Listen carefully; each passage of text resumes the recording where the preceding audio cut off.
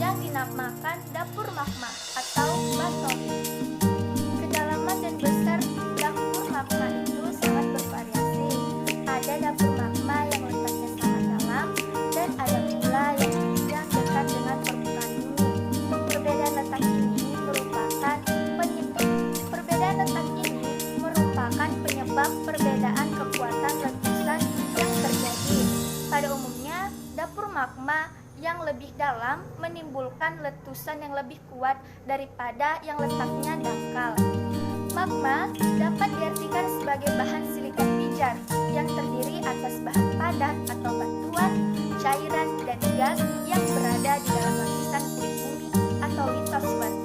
Berbagai macam gas yang terkandung dalam magma, antara lain uap air, oksida belerang, gas hidrokarbon atau asam klorida, gas hidrosulfat atau asam sulfat. Aktivitas magma disebabkan oleh tingginya suhu magma dan banyaknya gas yang terkandung di dalamnya. Nah, teman-teman, ada dua bentuk gerakan magma yang berhubungan dengan vulkanisme, yaitu intrusi dan ekstruksi magma. Apa itu intruksi magma?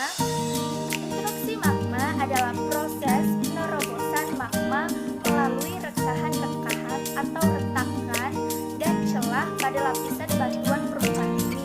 Intrusi magma bisa mengangkat lapisan kulit bumi menjadi cembung hingga membentuk tonjolan berupa pegunungan. Adanya intrusi magma menghasilkan bermacam-macam bentuk, seperti pada gambar berikut. Ada batolit, lakolit. Nah, apa itu batolit?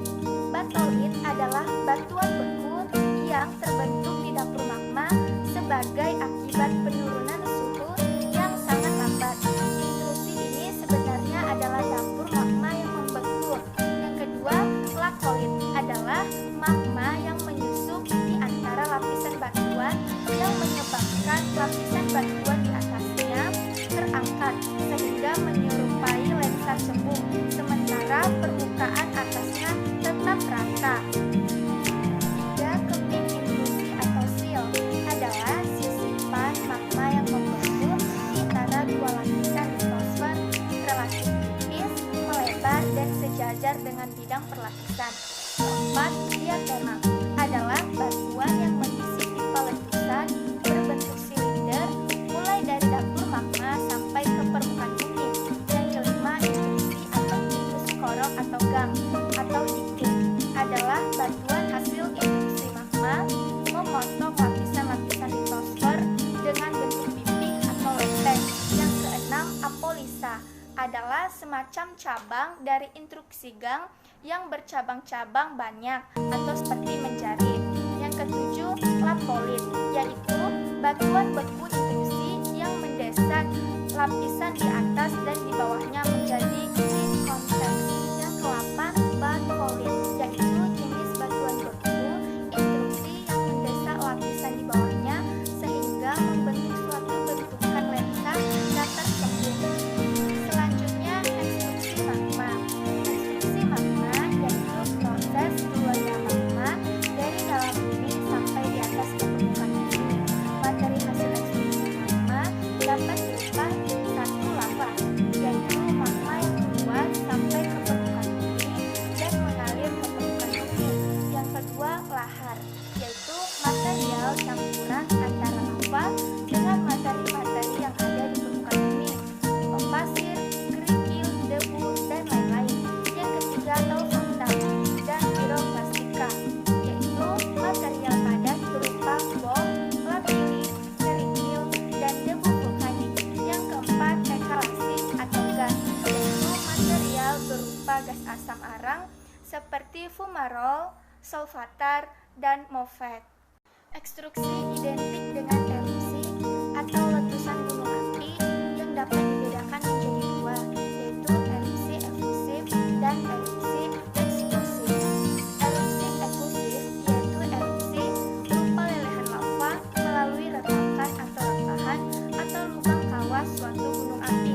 Erupsi eksplosif yaitu erupsi berupa ledakan dengan mengeluarkan bahan padat berupa bom, lapili, kerikil, dan debu vulkanik bersama-sama